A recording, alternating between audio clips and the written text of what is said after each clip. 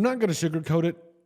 Hasn't been a great season for the Las Vegas Raiders, but there's been some bright spots in the Raiders 2024 draft class that I think they need to be highlighted a little bit. And I'm not going to lie, I don't think everybody that the Raiders drafted in 2024 is amazing, but at the same time, there's some players in here that are probably going to have big-time impacts with the team for a very long time. And so today we're here to cover it and give you the rundown on how the Las Vegas Raiders 2024 draft class has played so far.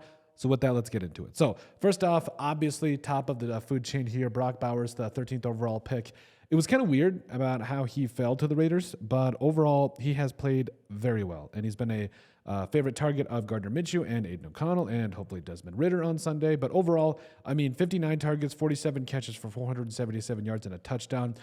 Pretty solid in blocking as well. Not obviously always room to improve, but overall, he has been very, very good from a security blanket standpoint. And to take that with the fact that, these last couple of games, I don't think he's had Devontae Adams. He hasn't had Jacoby Myers taking the pressure off of him. So he's clearly number one. And I think NFL teams are aware that he is their number one target, and he's still going out there and getting 7 to 10 catches a game. He's a stud, and he deserves a lot of credit for what he's done so far in his rookie season. He's hit the ground running, pun intended, and done a lot of good things for the Raiders offense. So what can we expect from him throughout the rest of the season?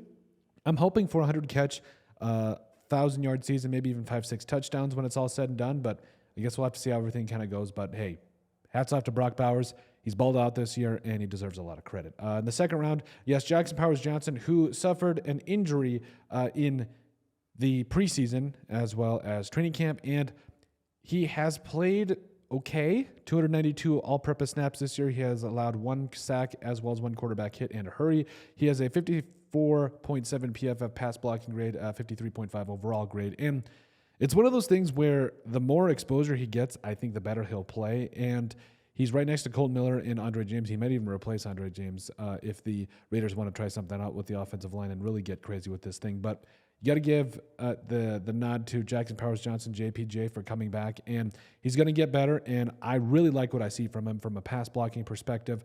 Run blocking, we got some things to work on and stuff, but he is going to be a very, very good guard in the NFL for a long time.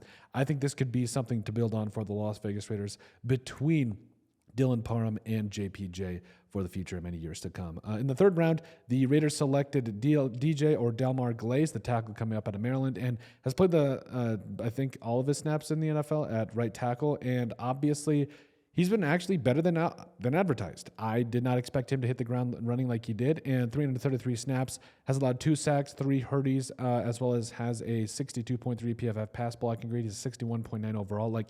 He's not been bad.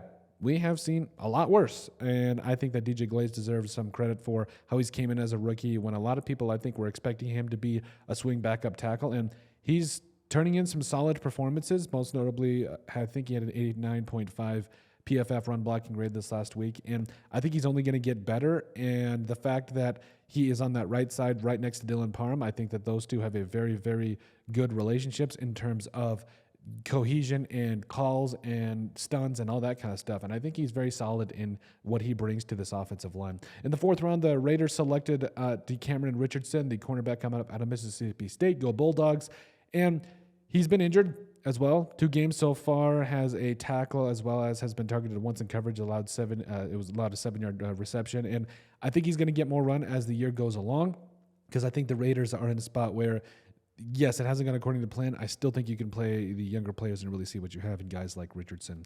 Tommy Eichenberg was drafted in the 5th round, the linebacker out of Ohio State. 4 games so far, has had 6 tackles, and I'm not going to lie, he struggled quite a bit, especially in pass coverage. I believe he allowed a 20-yard touchdown not too long ago, and it's not been great, but if we were honest from the very start, we kind of pointed that out, that he wasn't great in coverage, that he was not a great athlete. He was a guy that was a good running, stuffing linebacker at Ohio State before coming in, and he deserves to be on special teams. That's it. Just put this guy on special teams, let him run around, make plays, and keep Divine Diablo maybe on the field, but he's not a starting middle linebacker in the NFL, I don't think, in my opinion. In the 6th round, the Raiders selected Dylan Laube, however you want to say, Dylan L., the running back out of New Hampshire. 1 rush, 1 fumble.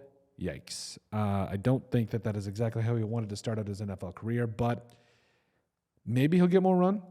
Maybe he'll get more of an opportunity. I really don't know at this point, but I can tell you that if that's going to be, fumbles are going to be part of your stat, that's not good. So Dylan L needs to go out there and take the carries and make the most of them if he's going to stay in the NFL, if we're being perfectly honest. Trey Taylor out of Air Force was one of our favorite draft picks out of this entire class. So 223 overall, 7th round pick, won the award for the best safety in college football last year. My thing about him is, yes, you have Trayvon Moehrig, you got Marcus Epps, but he hasn't really been given the opportunity, I think mainly because of injury as well. And if he can stay healthy and find a way to get on the field, he could be pretty good. I really sincerely believe that he could be a late round gem for the Raiders when given the opportunity and getting himself on the field right away. He could be something to really watch for. And so I really like me some Trey Taylor, and hopefully he can get on the field and show the rest of the NFL what he's got. And then finally, yes, MJ Devonshire, we always forget about the cornerback from Pitt, is currently on the practice squad. And this might be another situation like Richardson where he does get an opportunity to show what he's got and go out there and do his thing. Right now, though, I don't know, because I think the Raiders are still deciding if they are going to crap or get off the pot and make a push into the rest of the season, or are they sellers? We really don't know at this point. But overall, I would say this is a B minus draft class so far, especially with Bowers. That's really the only bright spot for sure. But also, you got to remember that you got Jackson, JPJ, and DJ Glaze there. So you potentially have 3 starters there right away, and this could turn into a really good draft class if DeCameron Richardson, Trey Taylor, Dylan Lobby, like this low key. I would not be surprised if you get at least 4 or 5 starters from this draft class, which would make it an A. So I'm excited about this draft class, but at the same time, you try not to get your hopes up, especially being a Raiders fan like us. But overall, I think that this has been a somewhat promising draft class for us, and I think that the more and more we can get them exposure and really just see what we've got, the better off the team will be, and we can plan for the rest of the future. But overall, let us know what you guys think. Make sure you guys like, comment, and subscribe down below, and we'll see you on the next video.